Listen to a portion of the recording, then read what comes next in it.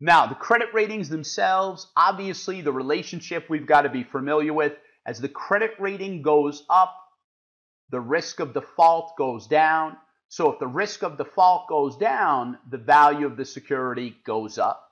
Okay, so the credit rating is merely an opinion on the potential risk of a particular bond issue and or issuer. We'll talk about the difference in those in a second.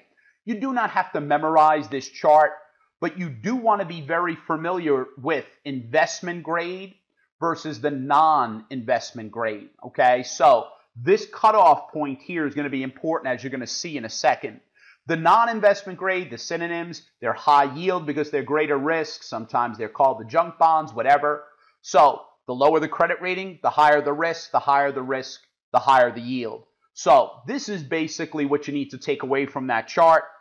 So the ones that are of highest quality are the ones with minimal credit risk. Okay, so this category here, highest quality, okay, lowest risk, but they're also going to get the lowest yield. Now, so long as your bonds are graded from this level or higher, then they're considered investment grade. Now, they may not be the highest quality, but they're still investment grade. If they're investment grade bonds, that's important because there's a big distinction between the risk you're assuming as an investor between investment and non-investment grade. The non-investment grade, because you're assuming more risk, higher yield.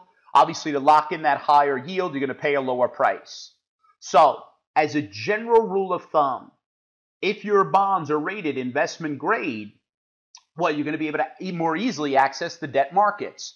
And your cost of borrowing is going to be lower than it would have been if it were rated below investment grade. If it's rated below investment grade, the investor's required return dictates to the issuer their cost of capital.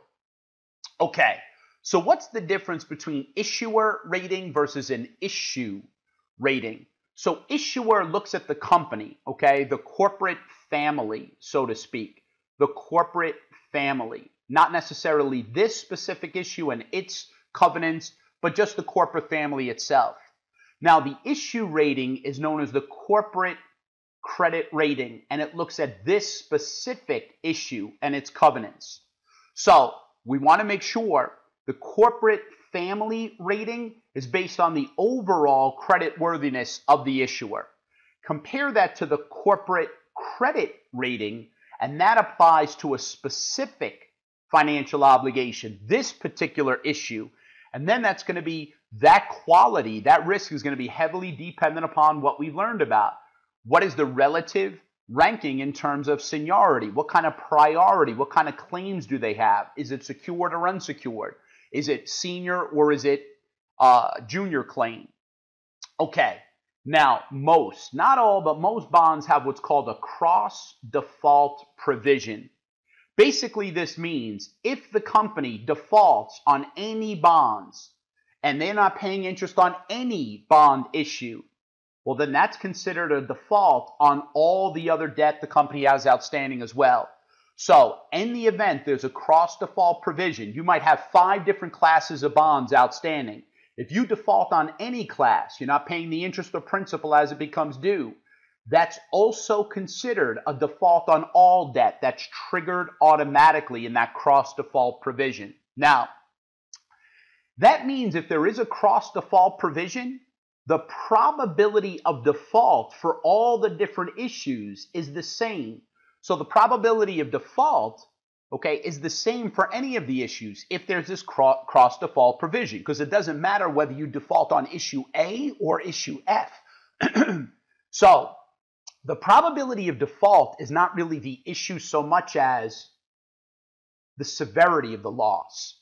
Okay, so different issues can be assigned different higher or lower credit ratings due to what's called a ratings adjustment known as notching. So this is very important. So the size of the loss, also known as the loss severity, is heavily dependent upon whether it's a senior issue versus junior or subordinated, whether it's a secured issue or unsecured.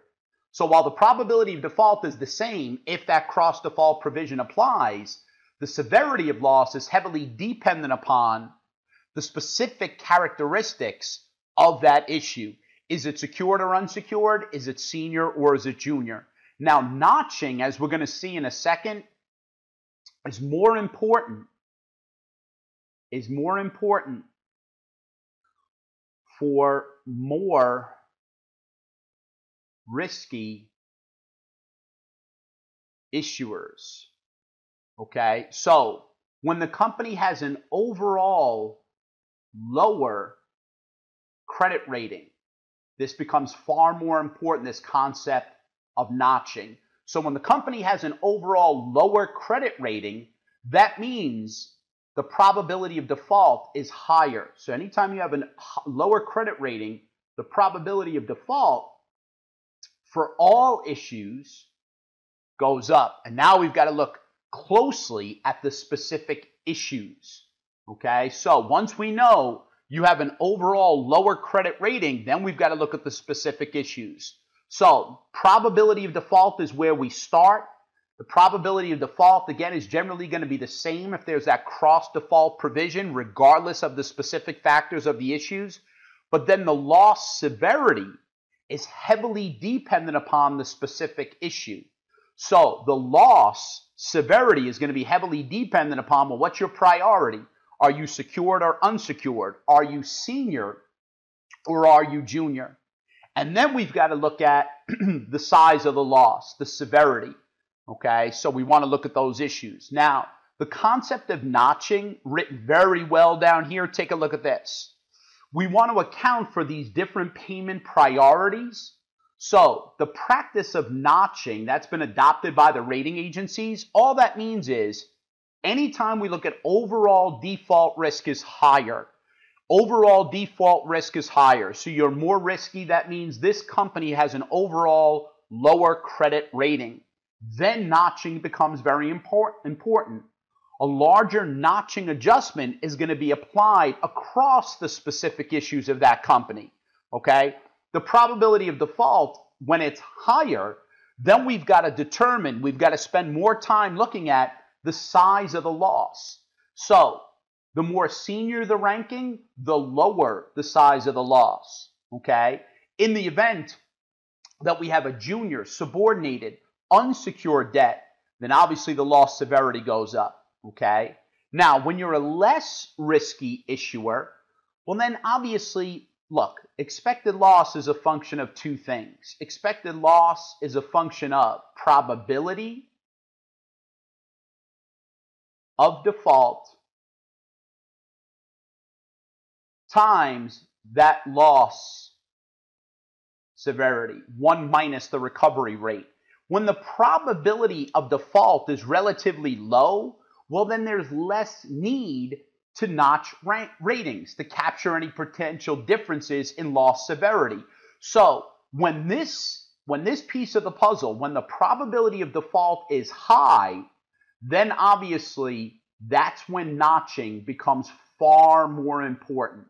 Okay, that's when the concept of notching becomes far more important. But overall, if the probability of default is low, then we don't need to worry so much about notching. Okay, what about the risks in relying upon Fitch Ratings, Moody's, Standard & Poor's, whatever it is? Are there risks when you rely on these agencies? Of course. Okay, first of all, credit ratings can change pretty quickly. They're very dynamic. So they can change significantly during a bond's term. So the longer the term, the greater the risk, the credit rating is going to change. Rating agencies are not infallible. They can and they do make mistakes. So that's a risk we're assuming. There are certain risks that are very difficult for the rating agencies to capture. The event risk, idiosyncratic risk. Anytime we have, a lawsuit or something like that, okay, event risk. I mean, you know what? The probability of this type of lawsuit may be relatively high or low, and then what's the amount of money we can lose? Is that high or low? These things are harder to forecast. Certain industries, though, are more likely to face litigation, tobacco companies, environmental, whatever. Okay, but just bottom line, event risk is harder for these rating agencies to forecast. They're more outlier scenarios. And then the ratings issued tend to lag the market pricing. Look, bond prices and credit spreads tend to change very quickly, okay, when there's a perceived change in credit worthiness. It may take a little while for the bond's rating to be changed. Meanwhile, the price of the bond. So think about it. Your value, forecasted future cash flow, your required rate of return. Well, the value's already fallen. There's no change here. The value's already fallen. So obviously we know that the credit rating is going to fall, that the required rate of return is going to go up, but there's that lag in time. Okay, now credit ratings issued by Moody's, Standard & Poor's, Fitch Rating, they primarily focus in on one of the two components, the risk of default. But the market price, the value of the bond, is heavily dependent upon not just the risk of default, but the risk of default combined with the loss severity, the expected loss. So the market price is looking at more at expected loss, whereas the credit rating primarily focuses on that overall risk of default.